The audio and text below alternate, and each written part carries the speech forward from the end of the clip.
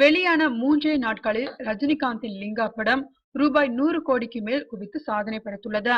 ரஜினி இரு வேடங்களில் நடிக்க கே.எஸ். ரவிக்குமார் இயக்கத்தில் டிசம்பர் 12ஆம் தேதி ரஜினி பிறந்த நாளில் வெளியான படம் லிங்கா.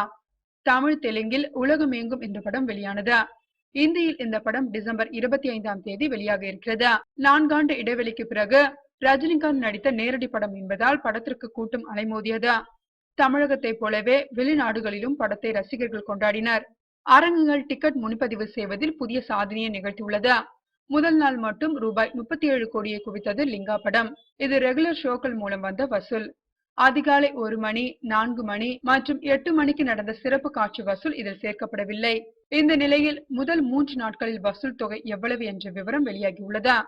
உலகம் முழுவதும் 3 நாட்களில் இந்த படம் ரூபாய் 100 கோடிக்கு வசூல் சாதனை குவித்துள்ளது.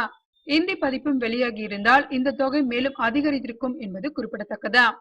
தமிழகத்தில் மட்டும் ரூபாய் 55 கோடியும், ஆந்திரா, கர்நாடகம், கேரளா உள்ளிட்ட இந்தியாவின் பிற பகுதிகளில் ரூபாய் 26 கோடியும், வெளிநாடுகளில் ரூபாய் 21 கோடியும் வசூலாகியுள்ளது லிங்காவுக்கு. இது ரஜினி முந்தைய படமான எந்திரனுக்கு நிகரான வசூலாகும். சமூக வலைதளங்கள் மற்றும் இணையதளங்களில் லிங்காவின் வசூல் சாதனை குறித்துதான் பலரும் கருத்து தெரிவித்து வருகின்றனர்.